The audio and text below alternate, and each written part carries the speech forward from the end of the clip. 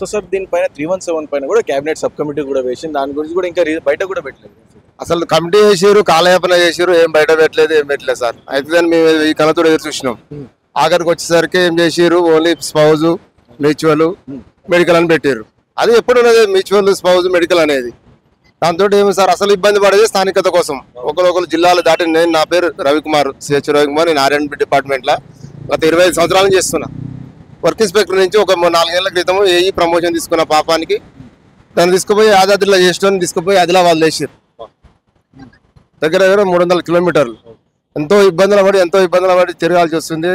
పోనీ ఏదో ఇప్పుడు కొత్తగా జాబ్ వచ్చిన వాళ్ళమ్మ పోయి అక్కడనే ఉండేటట్టు కాదు. తల్లిదండ్రులు, పిల్లలు, భార్యతో పోయి ఆడ ఉండలేము, ఇక్కడి నుంచి చేయలేము. చాలా సతమతం అవుతున్నాం సార్ మేము.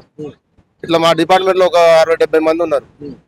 అంటే రేవంత్ రెడ్డి గారు కూడా సో అధికారంలో రాగానే 317 జీవో తీసేస్తామని చెప్పారు. అంటే ఇప్పటివరకు కూడా సంవత్సరం అవుతుంది. ఎందుకు 48 గంటలు మీ సంవత్సరం ఆ రోజు మేము గాంధీ భవన్ పోయినప్పుడు మా అధికారం వచ్చిన 48 గంటలనే జీవోని రద్దు చేస్తామన్నాడు. మేము రద్దు చేయమని కూడా అడ్డలే.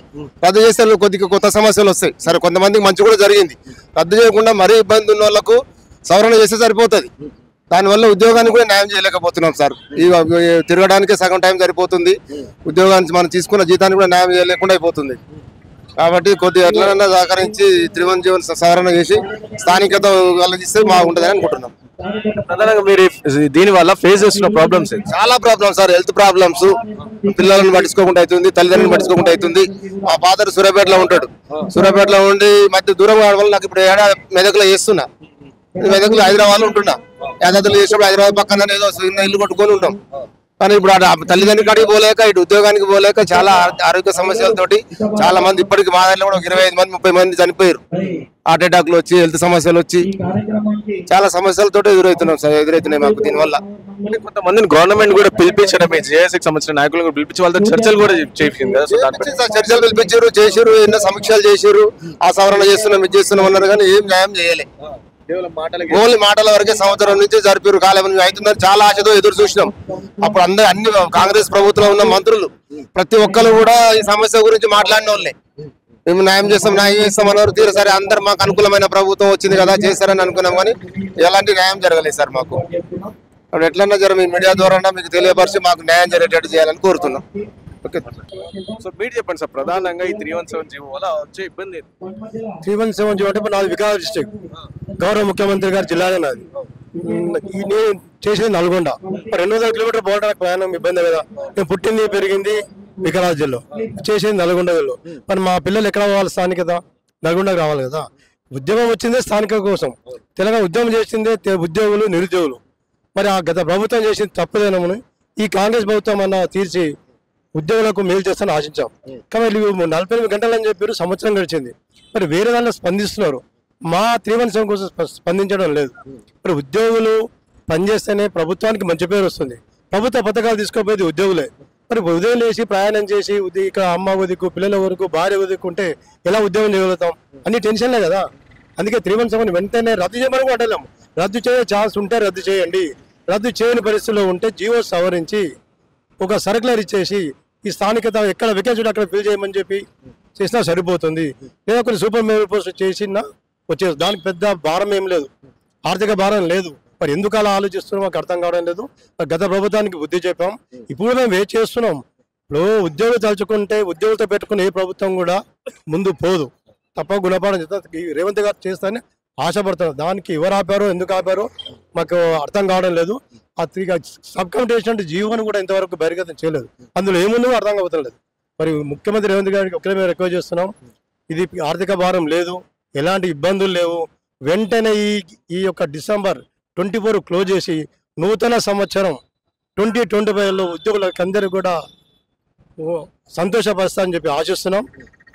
ఆ విధంగా కాని పరిస్థితుల్లో మళ్ళీ స్థానిక ఉద్యమం మాత్రం మొదలు పెడతాం, తప్పనిసరిగా మొదలు పెడతాం. సో దీనిపైన ప్రతిపక్ష పార్టీలు కూడా పెద్దగా కూడా మాట్లాడినట్టు కూడా కనిపిస్తుంది. ప్రతిపక్ష పార్టీ అంటే ఎవరు? టీఆర్ఎస్. బీజేపీ మాట్లాడింది. బీజేపీ టీఆర్ఎస్ దొంగలు, వాళ్ళ గురించి పేరు ఎత్తడమే తప్పు.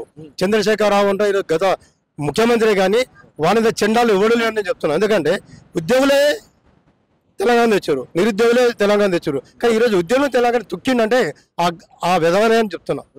ఆ విధవనే వల్ల ఈరోజు మేము నష్టపోయినాం. 370 తెచ్చుకో ముందు ఎవరన్నా జూనియర్ను చూస్తారా?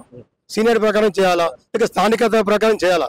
ఇప్పుడు మన ఉద్యోగం చేసింది తెలంగాణ, స్థానికత ఉద్యోగం చేసాం. ఏ స్థానికత ఉద్యోగులు ఎక్కడ ఉన్నారు, ఏ జోన్కు వర్తిస్తారు, ఆ జోన్కు చేసింటే ఈరోజు ఈ సమస్య వచ్చేది కాదు.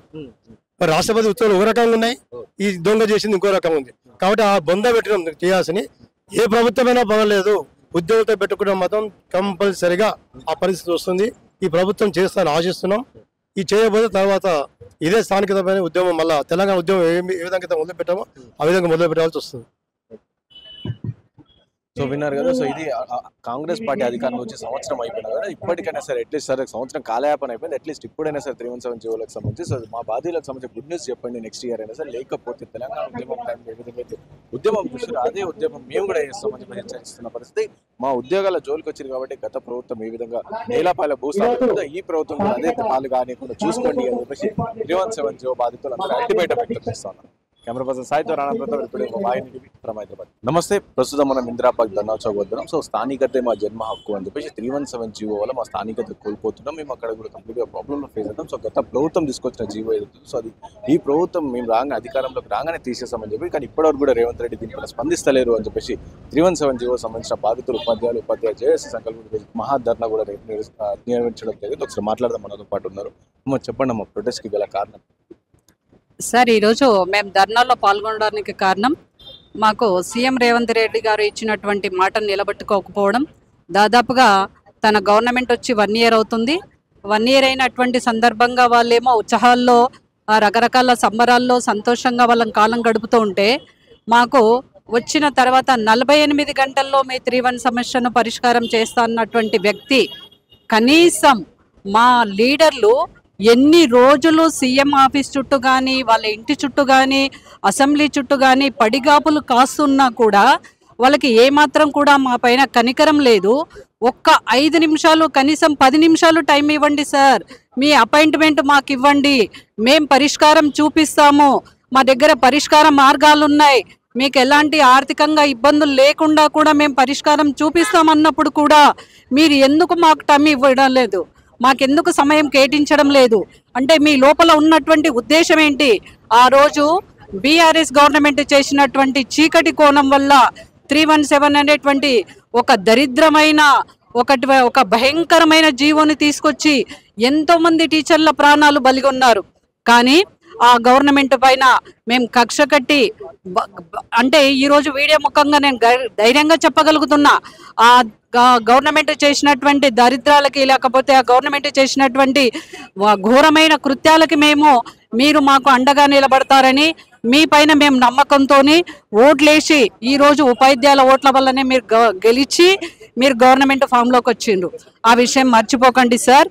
ఈరోజు ఉపాధ్యాయులే మేము మిమ్మల్ని గెలిపించుకున్నాం. ఎందుకు అంటే మీ పైన నమ్మకంతో, మా సమస్యలకి మీరు పరిష్కారం ఇస్తారనేటువంటి ఒక ఆశతోని. కానీ వచ్చి దాదాపుగా 1 year అవుతుంది. మీరు మర్చిపోతున్నారేమో, కాలాన్ని మీరు కనిపించడం లేదేమో, కానీ